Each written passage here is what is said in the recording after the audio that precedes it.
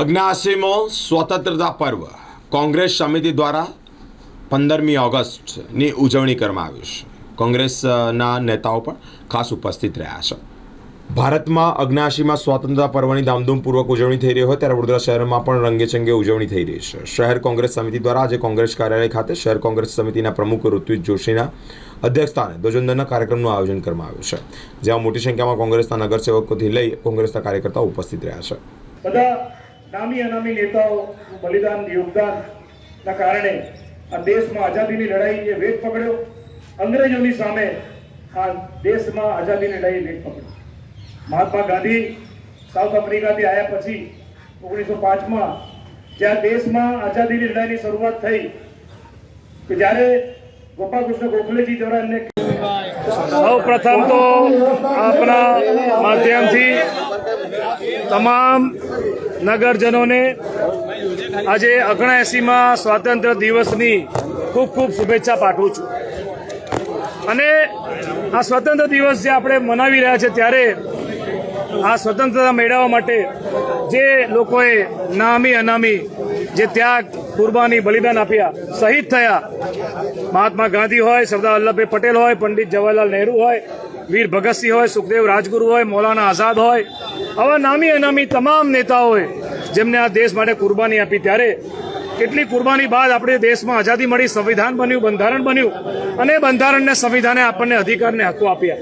પરંતુ આજે આટલા વર્ષો પછી છેલ્લા 11 વર્ષથી દેશમાં જે સત્તામાં છે એ લોકો જે રીતે દેશ ચલાવી રહ્યા છે ત્યારે આજે સામાન્ય નગરજનો અને પ્રજાને પણ એવું લાગે છે કે આપણે ગુલામી બાજુ જઈ રહ્યા હોય. ત્યારે આ બીજી આઝાદીની લડાઈ લડવાનો સંકલ્પ કોંગ્રેસ પાર્ટીએ લીધો છે અને અમારા નેતા રાહુલજી ગાંધી જેમને આખા દેશમાં ભારત જોડો યાત્રા કરીને એક દેશમાં જે પરિવર્તનનું મોજું ઊભું કર્યું અને આ દેશને જોડવાની જે વાત કરી, બંધારણને સંવિધાન બચાવવાની વાત કરી, તમે જુઓ કે એ રાહુલજી ગાંધીના નેતૃત્વમાં આખા દેશની અંદર આજે લોકો વિશ્વાસ વધારે મૂકી રહ્યા છે, વિશ્વાસ વધી રહ્યો છે અને એમના નકશે કદમ પર કોંગ્રેસ પાર્ટીના વડોદરાના સિપાહીઓ પણ આવનાર દિવસોમાં જેવી તમે ભૂતકાળમાં પ્રજાલક્ષી કાર્યક્રમો કરીને આ પ્રજાને ન્યાય અપાવવાની અમે વાત કરીએ છીએ, એવી રીતે આવનાર દિવસોમાં પણ આ સંકલ્પ સાથે વડોદરાનો પ્રજાનો વિશ્વાસ જીતીશું. કારણ કે આ બીજી આઝાદીની લડાઈ છે. કોંગ્રેસ પાર્ટીના સિપાહીઓ એ સમયે અંગ્રેજોની સામે લડ્યા ત્યારે અંગ્રેજોથી નતા ગભરાયા, તો આ લોકોથી કેવી રીતે ગભરાઈએ? તો ત્યારે આપણા માધ્યમથી ફરી સ્વતંત્ર દિવસની શુભેચ્છા પાઠવું છું. સાથે સાથે નગરજનોને કહેવા પણ માંગુ છું કે આપણા અધિકાર અને હક્કો માટે આપણે લડવું પડશે, બોલવું પડશે. કારણ કે આ વડોદરા શહેર એ મહારાજા સયાજીરાવ ગાયકવાડના નામથી ઓળખાય, સંસ્કારી નગરી તરીકે ઓળખાય, ત્યારે આ વડોદરા શહેરમાં હરણી બોટકાંત જેવા બનાવો પણ બન્યા. આ વડોદરા શહેરમાં ગત વર્ષે પૂર આવ્યું, 12 નિર્દોષ લોકોએ જીવ પણ ગુમાવ્યા અને આ વડોદરા શહેરમાં આજે સ્મશાનમાં પણ એટલે જીવતા જીવતો સત્તામાં જે લોકો બેઠા છે એમના રાજમાં જીવતા જીવતો પ્રજાજનોને સુખ શાંતિ નથી, પરંતુ મર્યા બાદ સ્મશાનમાં પણ ભ્રષ્ટાચાર. ત્યારે નગરજનોને વિચારવાનું છે કે આવનાર દિવસોમાં આ લોકોને સત્તાથી દૂર પણ આપણે કરવા પડશે, કારણ કે આ બીજી આઝાદીની લડાઈ લડી રહ્યા છે. આઝાદી લડાઈ તો શરૂઆત થઈ 1857માં, કારણ કે भाई लक्ष्मीबाई झांसी की रानी એને સૌથી પહેલા કીધેલું અંગ્રેજો સામે કે મેં अपनी झांसी नहीं दूंगी. ત્યાંથી લડાઈ શરૂ થઈ.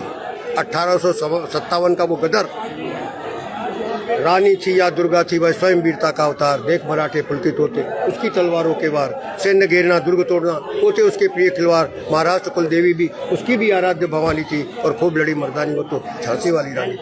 1857ની એ લડાઈથી શરૂ થઈ દેશની આઝાદીની. પછી નામી અનામી ઘણા લોકો આવ્યા. નેતૃત્વ કર્યું ગાંધીજીએ, સરદાર વલ્લભભાઈ પટેલ, પછી તમારે લાલ બહાદુર શાસ્ત્રી. સરદાર વલ્લભભાઈ પટેલે 600 રજવાડા ભેગા કર્યા દેશને અખંડતા બનાવવા માટે. જેલોમાં ગયા. જવાહરલાલ નહેરુ ઓછામાં ઓછા 1200 દિવસ જેલમાં રહ્યા, પણ કોઈ દિવસ સૂપ નહીં કર્યું કે મેં જેલમાં કેમ ગયો છું. બૂમો નહીં પાડી, પોતાના નામો તકતી પર નહીં લખાયા, દરેક જગ્યા પર પોતાનું નામ નહીં કર્યું. પણ જે લોકો પણ આઝાદીની લડાઈમાં લડ્યા અને દેશની ગાદી પર બેઠા, તો દેશનું સારું વિચાર્યું, કોઈ દિવસ પોતાનું નામ કરવા માટે નહીં કર્યું. આ આઝાદીના પર્વના દિવસે એ બધાને યાદ કરવા જોઈએ, ચાહે સુખદેવ હોય, રાજગુરુ હોય કે ભગતસિંહ હોય, ચંદ્રશેખર આઝાદ હોય કે કોઈ પણ હોય. દેશની આઝાદી માટે જેટલો લાઠી ખાઈ, ગોલી ખાઈ, ફાંસી કે તખ્તે પર ચઢ ગए, એ બધાને યાદ કરવાનો દિવસ છે. અને સોગંદ ખાવાનો દિવસ છે કે એ આઝાદી બરકરાર રહેગી. આ આઝાદીને કોઈ પણ ચંચેડવાની કોશિશ કરે, જેને આજની સત્તા આઝાદીને પણ દબાવવા માંગે છે કે આઝાદી કોઈએ કરી નથી, બસ એ જ લડી રહ્યા છે, આજે જ આઝાદી મળી છે, એ પ્રકારનું જે સપનું જોઈ રહ્યા છે કોઈ જે સાકાર થાય નહીં.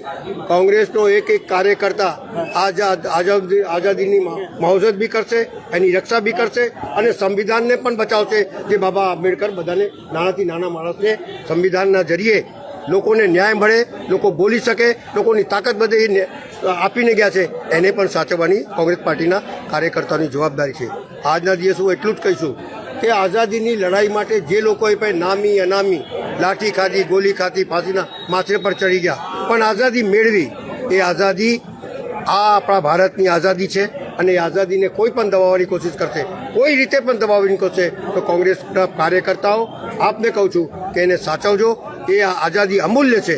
બીજા દેશોની ડિક્ટેટર સાહેબમાં લોકોને દબાવી દે છે, અહીંયા આઝાદીની લડાઈ આપણે ફરી લડીશું અને જે લોકો આ આઝાદીને દબાવવાની કોશિશ એનો સામનો કરીને એમને દૂર ભગાવીશું.